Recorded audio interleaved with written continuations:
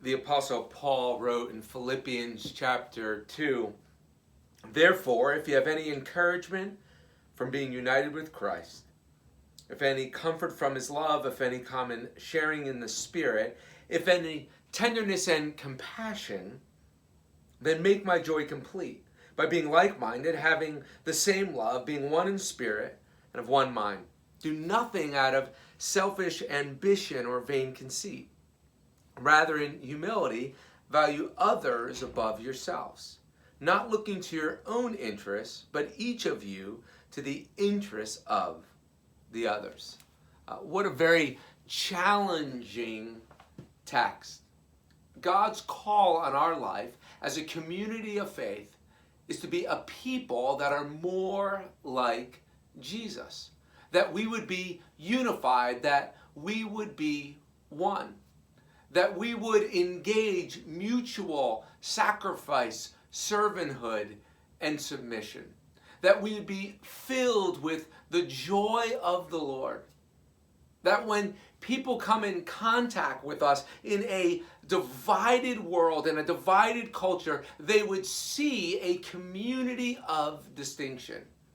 They would see people who think different, people that have different vantage points on what's going on in our world and in our nation and in our community.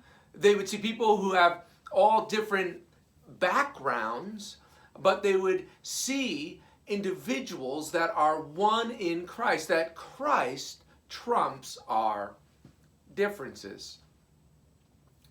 We live in a culture that is so incredibly volatile and divided and tends to demonize people who have a different view, a different vantage point. Church, as a community of faith, we must never demonize those amongst us who see what's going on in our culture, in our society, specific, connecting to this global pandemic in a different way. We need to listen. We need to have mutual respect. We can have kind dialogue and disagreement, but we must be one. It's through how we treat each other as a community of faith that we will be that shining city on a hill. We will be salt and light in a dark and broken world.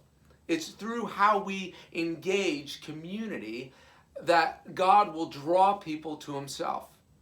And I refuse, and I know you refuse, to do anything that creates a barrier for people coming to know Christ and thrive in Christ. Our mission is clear. Make disciples of Jesus everywhere as a community for the curious. I want to encourage us to continue to read and reread and meditate on the book of Philippians. It is crazy challenging. A couple other things I'd like to highlight. We have a new ministry opportunity called the Green Team. We're working on a 3-phase plan to re-engage on-campus worship.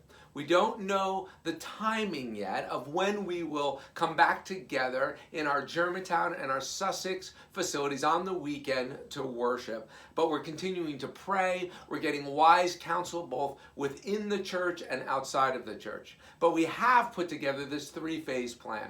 And one of the things that we need are individuals who are willing to be part of the Green Team to clean before, during, and after the weekend worship services. If you're interested to serve in this way, you can get more information by clicking on the link in your weekly email, on Facebook, check it out on Instagram, go on crosswayc.org.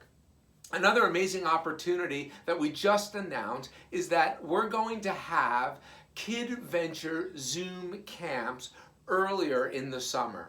So if you have kids, you do not want them to miss out on Kid Venture Zoom camps. They're going to be innovative, creative, high energy. Kids are going to be able to connect with each other and focused on Jesus Christ. Again, you can register and get information about those Kid Venture Zoom camps, crosswayc.org, our social media pages, and yes, because we're reading our weekly email, all of the information that we have every single week on that Crossway email.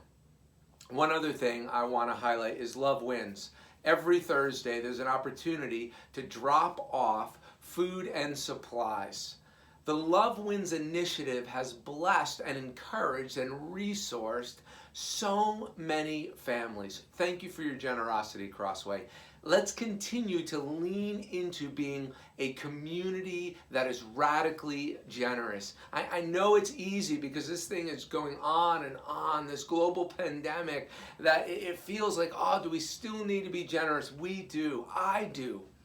So every Thursday, be sure to read the list of all the things that we need and drop them off at our Love Wins resource drive. I hope to see you this weekend as we are going to continue to worship together online, YouTube, Facebook, and our Crossway online campus. Can I highlight that for a moment? If you haven't had a chance to experience the weekend worship on the Crossway online campus, you need to check it out. It is the very best way to experience worship in this digital reality. Chris Nolan is our online campus pastor. He's an elder at Crossway Church. He's one of our core volunteers. He hosts it.